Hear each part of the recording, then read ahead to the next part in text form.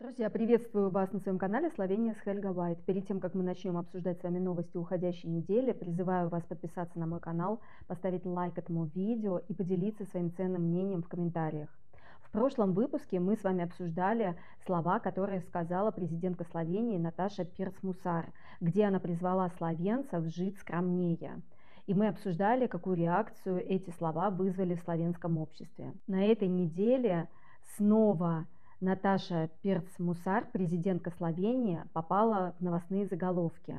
Как гласят громкие заголовки, миллионерка Наташа Пирц-Мусар, которая по некоторым подсчетам владеет вместе со своим супругом от 5 до 10 миллионов евро, недовольна своей зарплатой. Справедливости ради нужно сказать, что зарплата президентки действительно очень маленькая. До вычета налогов зарплата президентки составляет 5663 евро. А после уплаты всех налогов у президентки на руках остается около 3000 евро. И мне кажется, совсем неправильно заявлять, что президентка Словении, владеющая своими собственными большими средствами, не смеет просить повышения зарплаты. Ведь то, что она заработала, все деньги, которые она заработала, это ее доходы, когда она занималась бизнесом. И, возможно, если бы она не занимала сейчас должность президентки, она бы могла заработать еще больше. Но работа президентки занимает у нее огромную часть времени, и она не имеет больше возможности заниматься бизнесом. И, к своему удивлению, я узнала, что в свободное время она очень любит кататься на своем мотоцикле и посещает разные сборы байкеров. Вот такая вот активная женщина. Приближаются новогодние праздники, и все чаще, особенно по вечерам, мы слышим взрывы петард. И сейчас в сети распространяется петиция против продажи петард, против продажи и взрывов петард. Эту петицию распространяет славянский ютубер Тамаш Горец. Он занимается сбором подписей против продаж петард уже в течение 5 лет. И за 5 лет он собрал более 70 тысяч подписей. Но этого недостаточно, чтобы наконец-то правительство обратило внимание на эту проблему и запретила продажу петард. Я эту петицию подписала, советую вам тоже ее подписать. Ссылку на эту петицию оставлю в описании под своим видео. Петарды ужасно вредят животным, птицам, экологии и людям. И я считаю, что петарды было бы хорошо действительно запретить. И вчера я посмотрела видео Тамажа Горца, где он рассказывает, с чем он столкнулся после того, как начал заниматься вот этой инициативой. Сколько ненависти он встретил не только в интернете, но также и от своих знакомых, которых знает с самого детства. Некоторые люди реагируют очень неадекватно. Они говорят, что ничего страшного в этом нету, это всего лишь 3 дня. Но на самом деле это, конечно же, не 3 дня.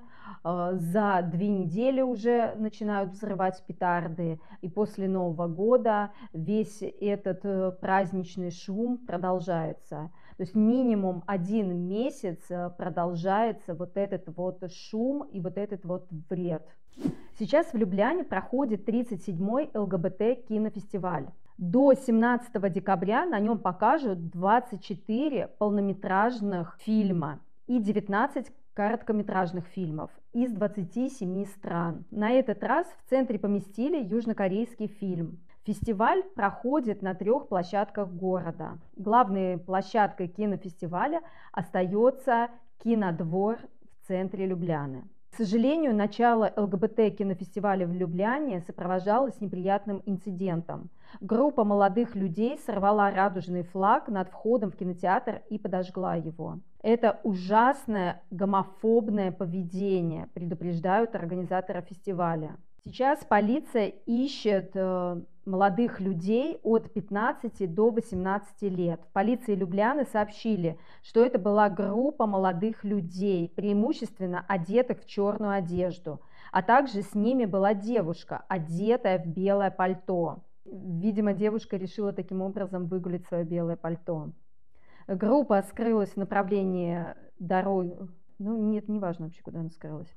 Сотрудники полиции собирают информацию по подозрению в совершении преступления публичного разжигания ненависти, насилия и нетерпимости. Всех, кто что-нибудь знает об инциденте или стал свидетелем этого инцидента, просят сообщить информацию в полицию.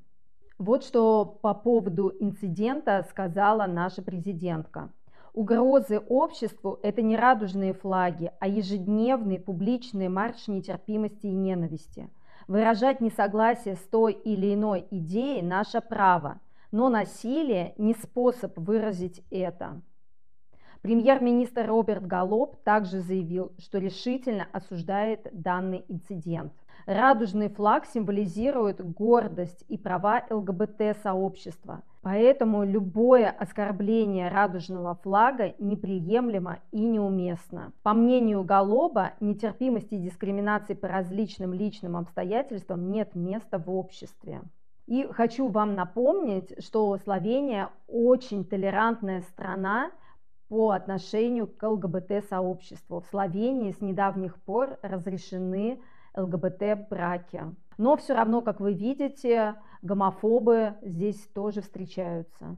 Но правда, они ведут себя здесь из-под тишка и не так открыто выражают свою гомофобную позицию.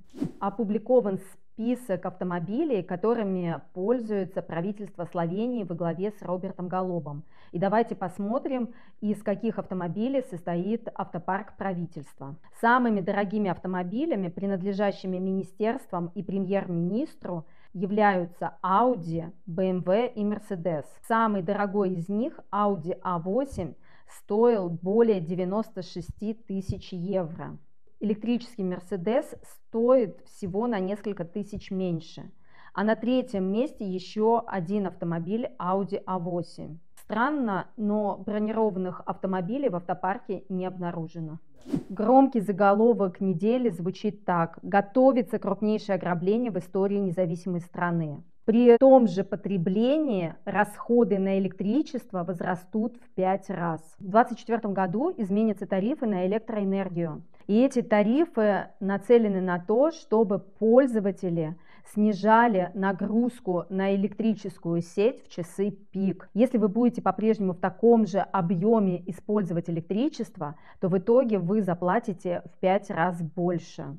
Можно провести аналогию с интернетом. Если вы хотите быстрый скоростной интернет, то вы платите больше.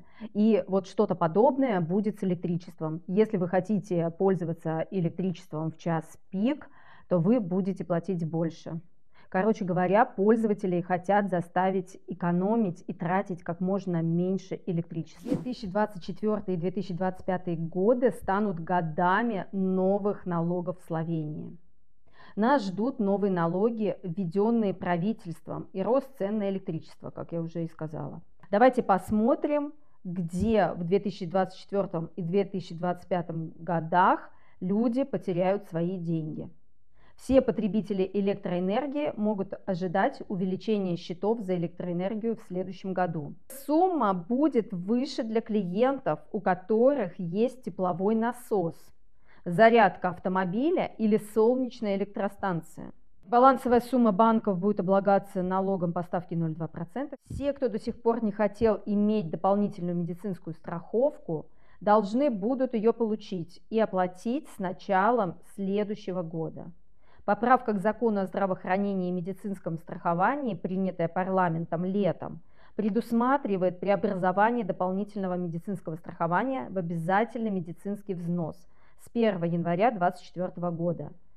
Помимо прочего, он будет обязательным для всех работающих и пенсионеров и составит 35 евро в месяц. С 1 июля 2025 года все работники, работодатели и пенсионеры также должны будут начать платить взносы на долгосрочный уход. Для физических лиц размер взноса составит 1% от брутто зарплаты. Таким образом, физическое лицо, получающее брутто зарплату в размере 2000 евро, будет выплачивать 20 евро в месяц. Его работодатель должен будет внести такой же вклад. Пенсионеры и самозанятые также должны будут платить взносы. Из них будут вычитаться разные суммы. 1% от чистой пенсии для пенсионеров и 2% для самозанятых лиц. То есть я так поняла, что это вклад на будущее, когда ты будешь немощным, и за тобой придется ухаживать. Но, конечно же, не все доживут до этого времени, и не все смогут воспользоваться этой услугой. В целом, в будущем году жители Словении потеряют дополнительный доход, который был предусмотрен законодательством о подоходном налоге, которое было принято правительством Янеза Янши, но которое было изменено нынешним правительством Роберта Голоба. По подсчетам журналистов «Финанс», средняя нетто-зарплата в наступающем году будет ниже на добрых 55 евро. И несмотря на все вышеупомянутые налоги, инфляция продолжает расти. Короче говоря, нас готовят к тому, что в новом году, в 2024 и 2025, мы станем значительно беднее. И последуем совету президентки Наташи Пирц-Мусар. Станем жить скромнее и экономнее. И давайте напоследок спросим Алису, какая же погода нас ждет в Любляне. Алиса, какая погода в Любляне ожидается в ближайшие дни? Завтра в Любляне от -1 до +9, ясно. Алис, спасибо большое. Пожалуйста, рада, что вы у меня есть. А мы рады, что ты у нас есть. Друзья, мои новости подошли к концу. Не забывайте, пожалуйста, подписываться на канал, ставить лайк моему видео и делиться своим мнением в комментариях. Пока-пока, до новых встреч!